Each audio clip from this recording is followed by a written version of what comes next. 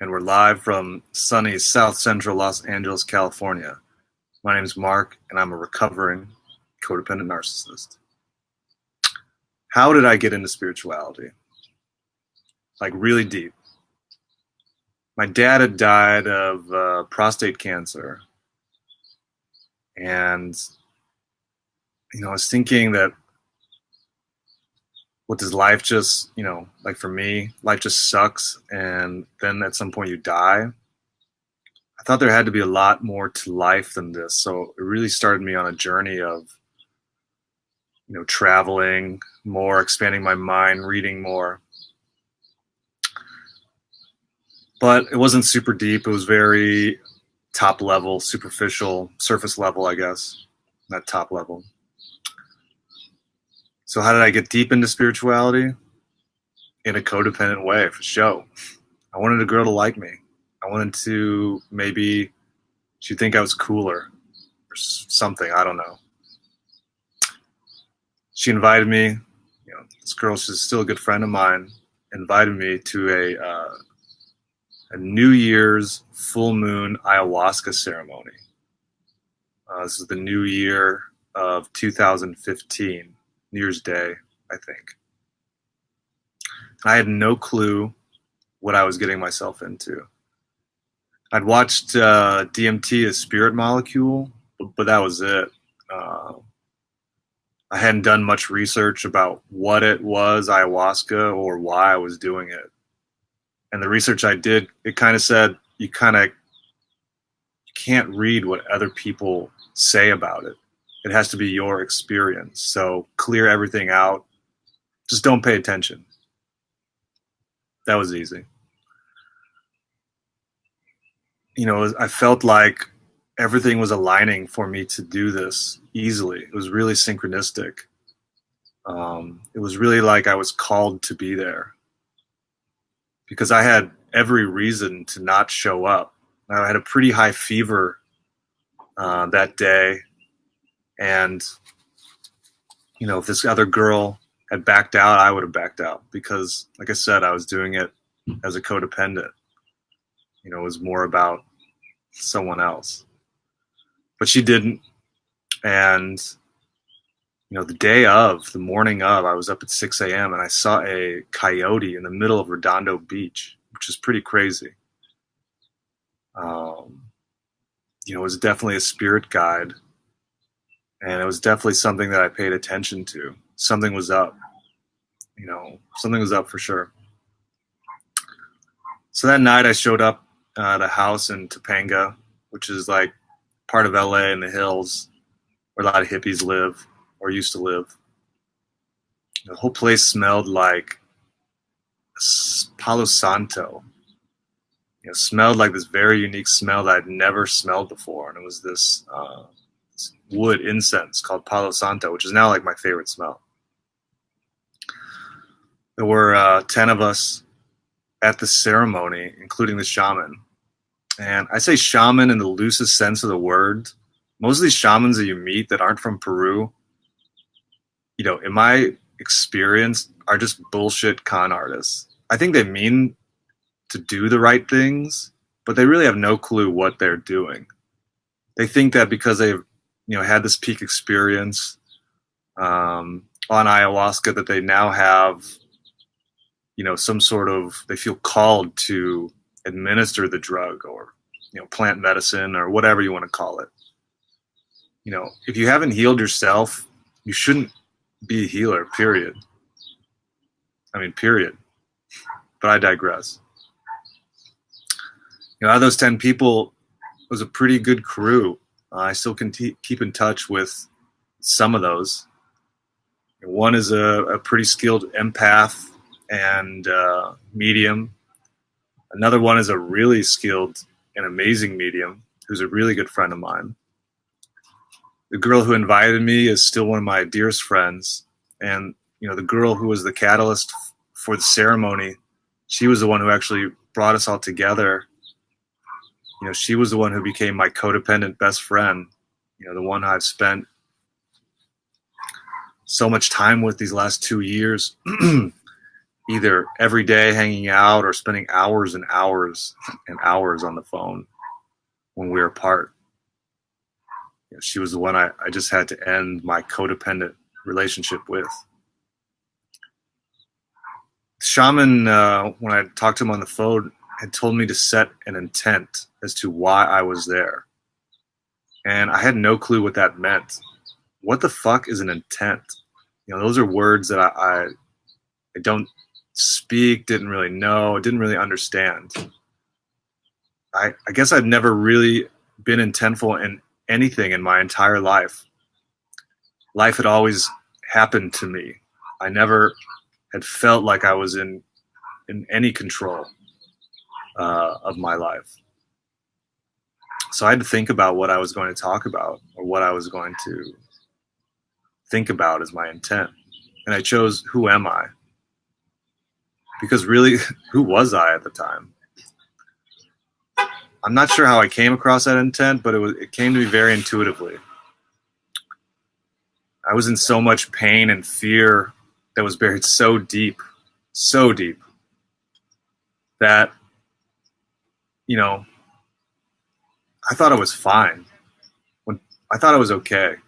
When people used to ask me how I was doing, I'd tell them amazing. And that was such a lie. The ego's super powerful for show. So I drank that night at the ceremony, I drank the ayahuasca tea.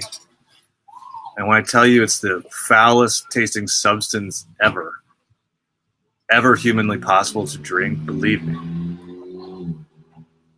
It's nothing like anything you've ever tasted in your entire life, man. The closest I can think or possibly compare it to is if you walked through the Amazon in just wool socks for a year and then use those socks into making some sort of tea times 1,000 or maybe 10,000. And that's how bad it tastes. I mean, it is putrid. I don't know how these people figured it out, man, or what, but what else? The thing with ayahuasca is that will give you answers. It's pretty useful in that. The answers you get aren't always the ones you're looking for. Quite opposite. It's usually the ones you're not looking for. It's the answers you don't want to receive because it shows you what you need to know, not what you want to know. And that's a huge difference. Huge difference. When I drank the tea, I went into this deep trance. When you're on the drug, time seems to stand still. It lasts nine or so hours in this reality, but in the altered state that it puts you in, I mean, I lived multiple lifetimes on this trip, on each one of my trips. I asked to show me, I asked the medicine or the plant consciousness to show me who I was, and it did. The plant, it said, kind of gave me some instructions at the beginning to not get scared, to not have fear. And it was going to show me a lot of scary things like, monsters and demons, all kinds of things. And if I ran into these things, just to smile, talk to them, shake their hand, do whatever, treat them like normal people, normal entities, because they were just here to frighten you. They weren't really there to cause you any harm.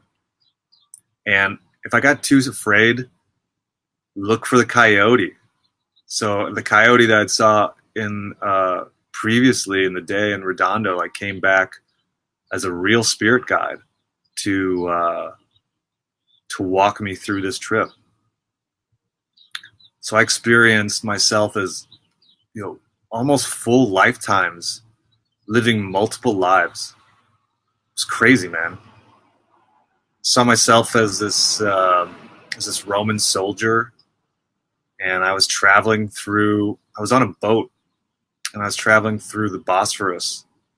And when I was in Turkey, A couple years later, I was in Istanbul backpacking. When I was on the Bosphorus, I had crazy deja vu, man. It was so insane. Like I knew I had been there before. That was insane. I saw myself as this, in another lifetime, I saw myself as this, like Teutonic German crusader knight character. Saw myself being, I left this woman that I loved, and I promised her that I was going to return, but I was killed on a battlefield. I lived a life with another woman that I loved. I had a really great family. I was a peaceful samurai. That was a pretty awesome experience. I saw myself in the trenches of World War I, dying with some of my friends. I had that trip a couple of times, 2 times. And through all these trips, through all these past life experiences, the coyote kept showing me that this was not who I really was. It kept telling me to follow it. And after I'd experienced all of these things, I was confused, if this wasn't me, at my core of my being, these were just past lives, then who was I? Who was I really? This is what I'd asked as my intent. And then the coyote looked at me, and I kind of like Benjamin buttoned in on myself. Like I went from my old, I guess, current age of whatever I was in, and I just kept getting younger and younger and younger until I was a baby, until I was a fetus, until I was a single cell. I was a single cell of light, and I shot up into the universe. I shot up into the sky, and I talked to God. And God told me that I was a loved child of the universe. And I felt this incredible feeling of love like I had never experienced before in my entire life. I mean, it was so blissful. I mean, it was so amazing. It was literally pure ecstasy. And when I woke up out of this trance, I puked my guts out. Doing ayahuasca, they call this purging, and it feels like fucking death. When you're high and purging this old energy out of your body, again, it's an experience I can't even explain. Energy literally gets stuck in your body, and you have to move it. Chi energy gets blocked, and you have to move it. And sometimes you have to move it by puking your guts out. And when it's happening, you think you're dying. You think, okay, man, this is death. This is what death feels like. And at the end of purging, I started crying. I was so happy. I knew that I had moved a lot of just shit, just stuck shit out of my body. And I knew then that if I could get through that experience, that I could get through anything in my life. And the next day, after you've kind of rested up and maybe gotten some food, rehydrated, you share your experience. And I didn't realize at the time that sharing is really where the healing begins. I told this girl who had, would become my codependent best friend everything that I'd experienced. And but when it became time for me to share in the sharing circle, I said like 5% or less of what happened. I was so afraid that I would be judged for my experience, for what had just happened, and that somehow that these other people would invalidate my experience. But I knew it was real, so I understand how difficult it was to share. 3 years ago, I couldn't even share this like peak experience of my life. So, I understand. I understand when it's difficult to share, and I hope me sharing gives you the courage to share just in your journal. Start journaling your thoughts and your experience of your life, and build up the courage enough to find somebody that's safe enough to share with. I did ayahuasca like 13 or 15 times over the next year, or 15 months, I guess. Each time you do it, the trip is completely different before, and maybe in later live streams, I'll share more of those experiences, because each one is as different as possible. None of them are the same. I have a lot of gratitude for that experience. I have a lot of gratitude for ayahuasca kind of being the catalyst of helping me to wake up spiritually, for showing me that there was something much greater to this reality than what I thought. Will I ever do it again? Probably not. I've been invited multiple times, and it just has not called me to do it. I guess I don't really see the need. Would I recommend it to other people? I wouldn't recommend it or not recommend it. It's a very personal experience, a personal journey, and it seems to call people to the experience when they are ready. Do it if you want. There's going to be a lot of growth that happens from it, whether you like it or not. But I'm realizing that I can get to these same states of awareness in meditation. I don't need to puke in a bucket. I don't need to go to a ceremony and deal with other people. I could do it by myself. And now that I'm aware of my thoughts, I'm the observer of my thoughts. Now that I understand this concept, I can meditate all the time. What it does show you is that it'll show you your fears. And that's what meditation does. It'll show you these fears that you have deep inside of you that you don't even think exist. You thought that, these fears could be pre-verbal. These are fears from your childhood that you thought you dealt with and threw away the key a long time ago. But they're still there. They're definitely there. They're going to be there until you deal with them. So it's up to you on which way you're going to do it. If you don't do it in this lifetime, you're going to have to do it in another lifetime. So once you have the awareness around it, you're like, fuck, man.